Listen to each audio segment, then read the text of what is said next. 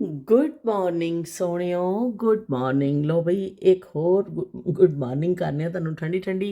मैनूं उपरों ही अंदाज़ा हो गया, देखो बूटा जड़ा पे हिलदा है ना नीचे, ਇਹਦਾ मतलब है शदीद हवा जड़ी है ना चल रही है और ठंडा काफ़ी खासी है और बारिश भी हो के हटी है। तो इस तो अज जड़ा जाते ही फौरन भालू वाला पा लवो तुसी सूट। थोड़ा जिहा मैं खोल के देखनी हाँ, खासी ठंडक है।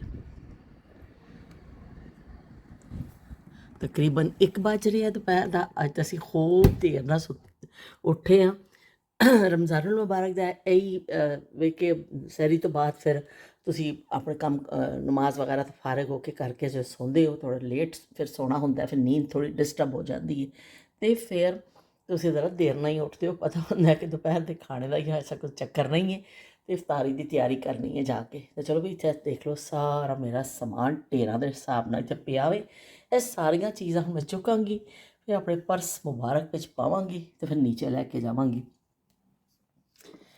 ਇਹ ਦੇਖ ਲਓ ਮੇਰੀ ਪਿਆਰੀ ਪਿਆਰੀ ਤਿੱਬਤ ਕੋਲਡ ਕਰੀਮ, ਇਹ ਖਾਲੀ ਹੋ ਗਈ ਹੈ, ਮੈਂ ਸੁੱਟੀ ਨਹੀਂ ਹਾਲੇ, ਅਤੇ ਇਹ ਭਰੀ ਹੋਈ ਹੈ। ਇਹ ਮੇਰਾ ਇਨਹੇਲਰ ਜਿਹੜਾ ਮੈਂ ਰਾਤ ਨੂੰ ਯੂਜ਼ ਕਰਨੀ ਆ, ਸੈਰੀ ਦੇ ਟਾਈਮ ਵੀ ਫਿਰ ਮੈਂ ਯੂਜ਼ ਕਰਨੀ ਆ। ਦੋਨੋਂ ਮੇਰੇ ਇਨਹੇਲਰ ਨੇ, ਉਹ ਪਏ ਨੇ। ਇਹ ਚਾਰਜਰ ਪਿਆ फ़ोन ਚਾਰਜ ਕਰਨ ਵਾਲਾ। ਇਹ ਜਿਹੜੀ ਬਾਮ ਪਈ ਹੈ ਮੇਰੀ ਮੈਂ ਲਾਉਂਦੀ ਹਾਂ। ਇਹ ਮੇਰਾ ਦੂਸਰਾ फ़ोन ਪਿਆ ਪੁਰਾਣਾ ਵਾਲਾ। ਇਹ ਮੇਰੇ ਹੈਡਫੋਨਸ ਨੇ। ਤਸਬੀਹ ਪਈ ਹੈ। ਇੱਥੇ ਮੇਰਾ ਚਸ਼ਮਾ ਪਿਆ ਵੇ। ਇੱਥੇ ਮੇਰਾ ਪੋਨੀ ਪਈ ਹੈ। ਇਹ ਮੇਰਾ ਕਾਜਲ ਪਿਆ ਵੇ। ਇਹ ਮੇਰਾ ਹੇਅਰ ਬਰਸ਼ ਪਿਆ। ਇਹ ਮੇਰੀ ਟੋਪੀ ਪਈ ਹੈ। ਇਹ ਮੇਰਾ ਦੁਪੱਟਾ ਪਿਆ ਜਿਹੜਾ ਬਈ ਮੈਂ ਹੁਣ ਲੈ ਲਵਾਂਗੀ ਖੋਲ੍ਹ ਕੇ। ਅਤੇ ਚਲੋ ਬਈ ਇਹ ਦੇਖ ਲਓ ਕੋਈ ਢੇਰ ਚੀਜ਼ਾਂ ਦਾ ਵੀ। ਹੁਣ ਮੈਂ ਸਾਰੀਆਂ ਚੀਜ਼ਾਂ ਆਪਣੇ ਬੈਗ ਵਿੱਚ ਪਾਉਣੀਆਂ ਨੇ, ਬਸ ਬਰਸ਼ ਵਗੈਰਾ ਛੱਡ ਦਾਂਗੀ, ਬਾਕੀ ਸਭ ਚੀਜ਼ਾਂ ਨਾਲ ਜਾਣਗੀਆਂ। ਚਾਰਜਰ ਵੀ ਨੀਚੇ ਲੈ ਕੇ ਜਾਵਾਂਗੀ। ਇਸ ਤਰ੍ਹਾਂ ਬਈ ਇਹ ਫਿਰ ਸਵੇਰੇ ਉੱਠ ਕੇ ਆਪਣਾ ਬਿਸਤਰ ਠੀਕ ਕਰਨਾ ਚੰਗੇ ਬੱਚਿਆਂ ਦੀ ਤਰ੍ਹਾਂ, ਅਤੇ ਸਾਰੀਆਂ ਚੀਜ਼ਾਂ ਸਮੇਟਣੀਆਂ, ਇਹਦੇ ਵਿੱਚ ਟਾਈਮ ਲੱਗਦਾ ਵੇ। ਰਾਤ ਨੂੰ ਮੈਂ ਲਈ ਹੁੰਦੀ ਹੈ ਵਾਲੀ ਸ਼ਾਲ, ਮੋਟੀ ਸ਼ਾਲ ਲੈ ਕੇ ਸੋ ਜਾਂਦੀ ਹਾਂ, ਅਤੇ ਫਿਰ ਸੁਬਾਹ ਜਾਣ ਲੱਗੇ ਫਿਰ ਆਪਣਾ ਦੁਪੱਟਾ ਲੈ ਲੈਂਦੀ ਹਾਂ। ਅਤੇ ਇਹ ਹੁਣ ਸ਼ਾਲ ਮੈਂ ਲਾ ਕੇ ਰੱਖ ਦੇਵਾਂਗੀ। ਕਦੀ ਕਦੀ ਮੈਂ ਇਸ ਤਰ੍ਹਾਂ ਵੀ ਨੀਚੇ ਚਲੀ ਜਾਂਦੀ ਹਾਂ। ਕੋਈ ਐਸਾ ਨਹੀਂ ਹੈ ਕਿ ਬਈ ਉਹ ਤੁਸੀਂ ਕੀ ਕਹਿੰਦੇ ਨੇ ਹਰਫੇ ਆਖਰ ਕੋਈ ਚੀਜ਼ ਹੈ ਸ਼ਾਲ, ਕਿਉਂਕਿ ਬੜੀ ਨਿੱਘੀ ਹੈ। ਅਤੇ ਕਦੀ ਕਦੀ ਫਿਰ ਮੈਂ ਇਸ ਤਰ੍ਹਾਂ ਵੀ ਹੀ ਨੀਚੇ ਉਤਰ ਜਾਂਦੀ ਹਾਂ, ਦੁਪੱਟਾ ਰਹਿਣ ਦਿੰਦੀ ਹਾਂ ਖਿੜਕੀ 'ਚ ਪਿਆ ਹੋਇਆ, ਜਾਂ ਜਿੱਥੇ ਵੀ ਮੈਂ ਤੈਅ ਕਰਕੇ ਰੱਖਿਆ ਹੁੰਦਾ ਅਤੇ ਬਸ ਮੈਂ ਚੱਲ ਜਾਂਦੀ। ਬਸ ਮੈਂ ਆਪਣੀ ਚੀਜ਼ਾਂ ਸਮੇਟਾਂਗੀ ਅਤੇ ਫਿਰ ਨੀਚੇ ਜਾ ਕੇ ਅਸੀਂ ਲੱਗਾਂਗੇ। ਬੈਗ ਵਿੱਚ ਜ਼ੰਬੀਲ ਹੈ ਮੇਰੀ, ਇਹਦੇ ਵਿੱਚ ਹਰ ਚੀਜ਼ ਇਹਦੇ ਵਿੱਚ ਹੁਣ ਜਾਏਗੀ।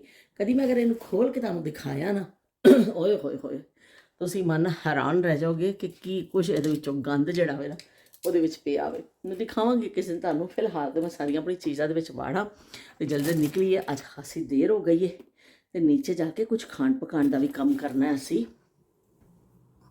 ਅਤੇ ਇਹ ਦੇਖ ਲਓ ਇੱਥੇ ਮੇਰੀਆਂ ਦਵਾਈਆਂ ਵੀ ਪਈਆਂ ਨੇ।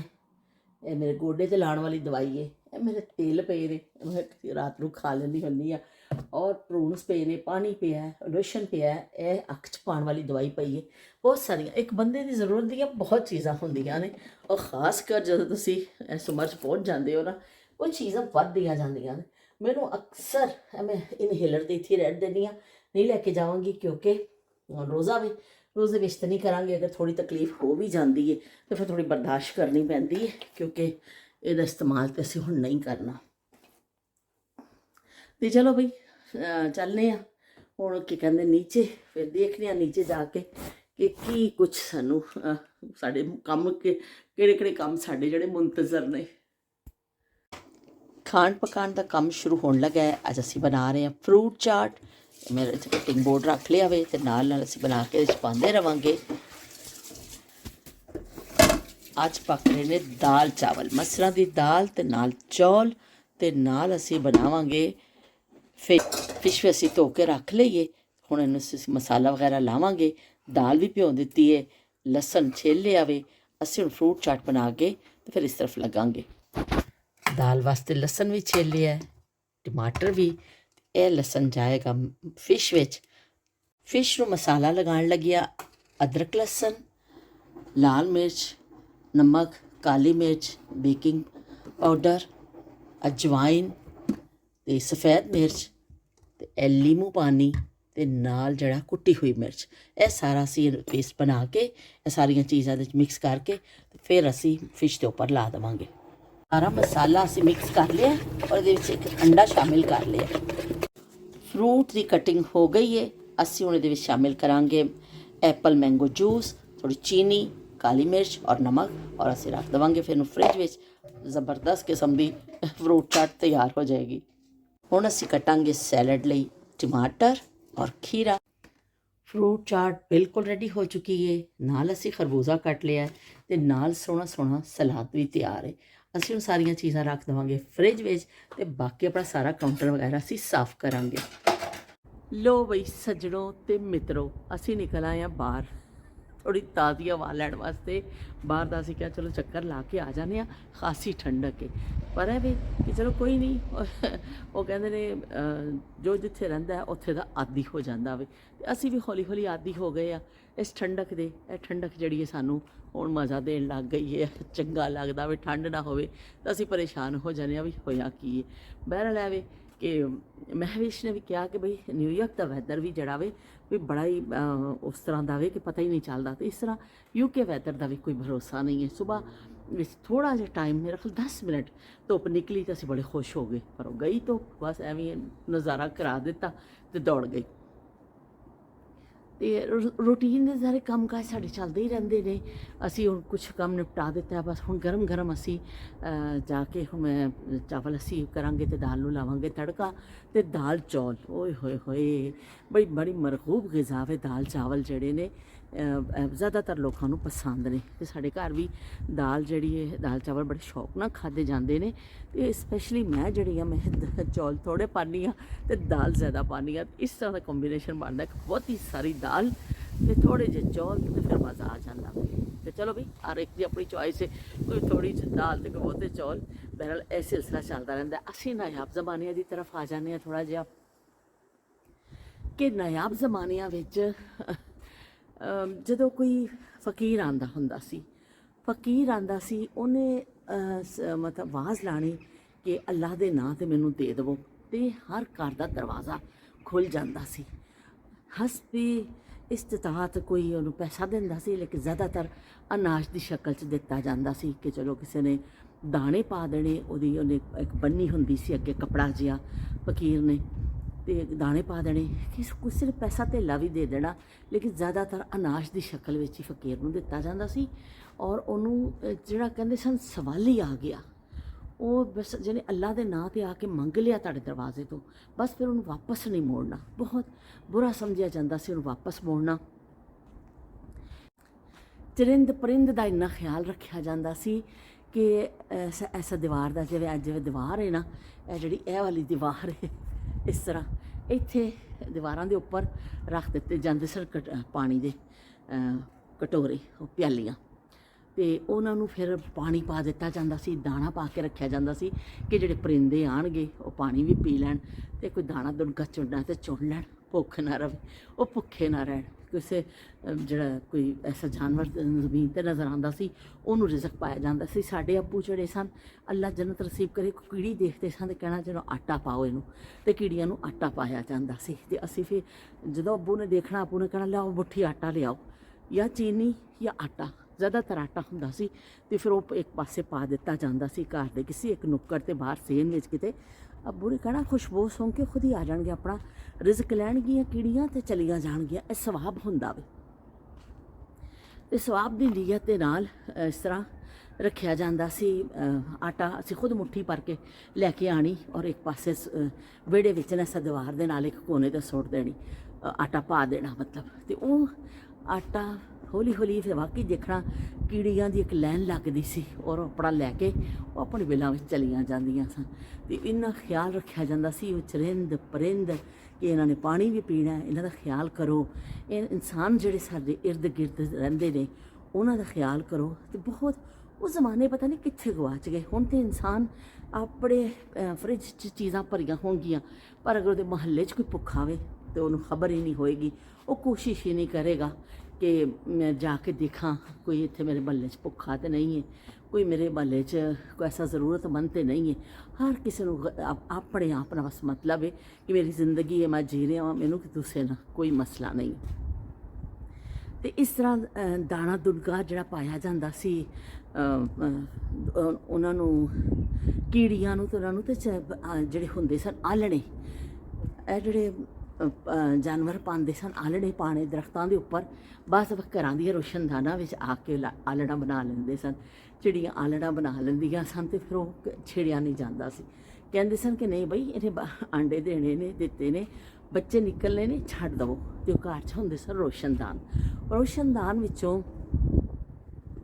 ਅਕਸਰ ਜਿਹੜੀਆਂ ਨਾ ਚਿੜੀਆਂ ਉਹ ਆਲਣੇ ਬਣਾ ਲੈਂਦੀਆਂ ਸਨ। ਹਵਾ ਦੇ ਗੁਜ਼ਰ ਲਈ ਰੋਸ਼ਨਦਾਨ ਹਰ ਘਰ 'ਚ ਹੁੰਦੇ ਸਨ, ਹਰ ਕਮਰੇ 'ਚ। ਅਤੇ ਉਹ ਰੋਸ਼ਨਦਾਨਾਂ ਵਿੱਚ ਫਿਰ ਉਹਨਾਂ ਨੇ ਬਣਾ ਲੈਣੇ ਆਲਣੇ।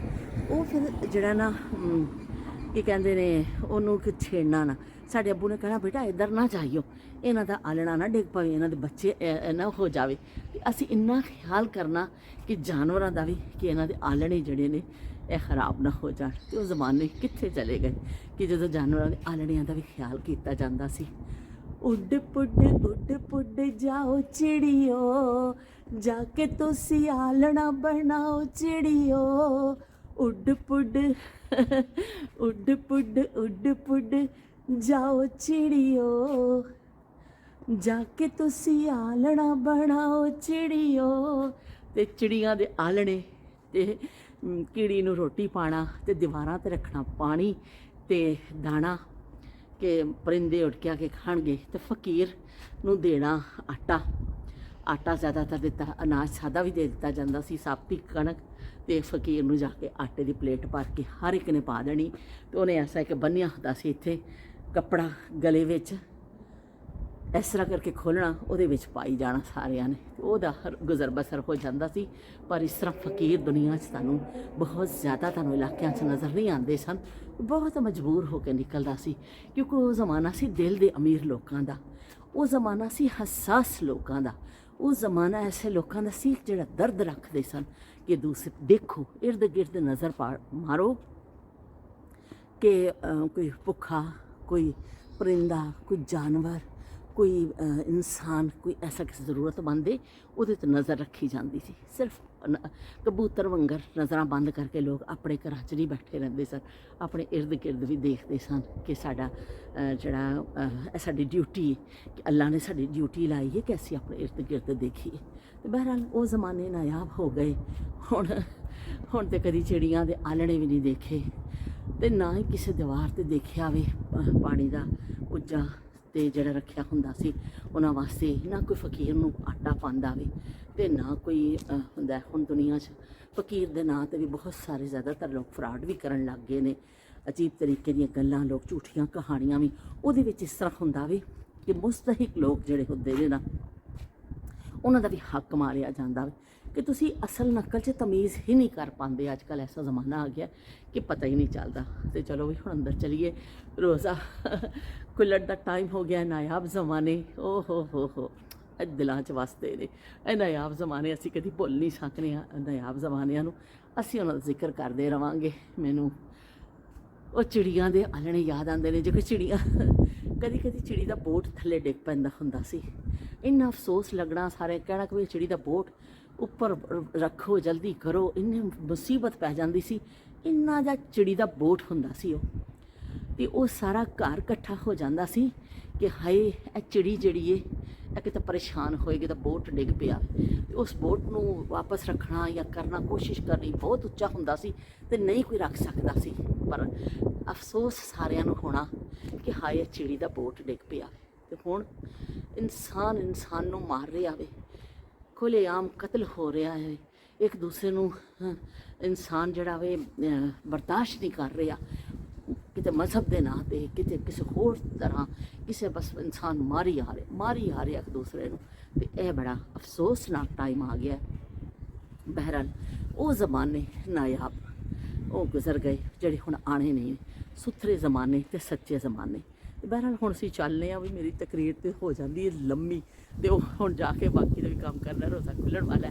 ਅਸੀਂ ਪਕਾਉਣੇ ਨੇ ਚਿੱਟੇ ਚੌਲ ਅਤੇ ਨਾਲ ਮਸਰਾਂ ਦੀ ਦਾਲ, ਅਤੇ ਨਾਲ ਗਰਮਾ ਗਰਮ ਕਰਨੀ ਫਰਾਈ ਮੱਛੀ। ਅੱਧਾ ਕੁ ਕੰਮ ਅਸੀਂ ਕਰ ਆਏ ਹਾਂ ਅਤੇ ਅੱਧਾ ਅਸੀਂ ਹੁਣ ਬਸ ਹੁਣ ਜਾ ਕੇ ਇਸ ਤੋਂ ਕਿ ਦਾਲ ਵੀ ਗਰਮਾ ਗਰਮ ਤੜਕਾ ਲੱਗੇਗੀ ਅਤੇ ਚੌਲ ਨਾਲ ਇੱਕ ਚੁੱਲ੍ਹੇ ਤੋਂ ਬਾਲ ਲਾਂਗੇ ਅਤੇ ਨਾਲ ਫਟਾਫਟ ਮੱਛੀ ਗਰਮ ਹੋਏਗੀ, ਤਾਂ ਕਿ ਰੋਜ਼ੇ 'ਤੇ ਅਸੀਂ ਬੈਠੀਏ ਅਤੇ ਬਈ ਗਰਮ ਖਾਣਾ ਮਿਲੇ ਹੈ, ਫਿਰ ਦੁਬਾਰਾ ਤੋਂ ਗਰਮ ਨਾ ਕਰਨਾ ਪਵੇ। ਅਤੇ ਪਲੈਨਿੰਗ ਤਾਂ ਸਾਡੀ ਹੈ ਹੀ।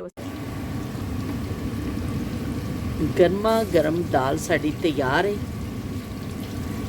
ਤੇ ਨਾਲ ਸਾਡੀ ਫਿਸ਼ ਫਰਾਈ ਹੋ ਰਹੀ ਹੈ।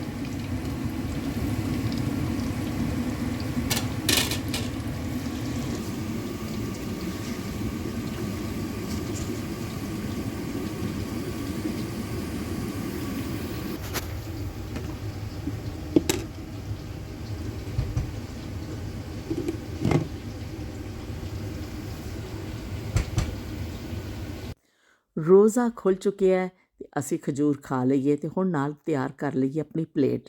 ਬਹੁਤੀ ਸਾਰੀ ਦਾਲ, ਥੋੜ੍ਹੇ ਜਿਹੇ ਚੌਲ ਅਤੇ ਮੱਛੀ ਅਤੇ ਸਲਾਦ, ਅਤੇ ਹੁਣ ਅਸੀਂ ਆਰਾਮ ਨਾਲ ਬੈਠ ਕੇ ਰੋਜ਼ਾ ਖੋਲ੍ਹਾਂਗੇ। ਅੱਲਾ ਹਾਫਿਜ਼, ਰੱਬ ਰਾਖਾ।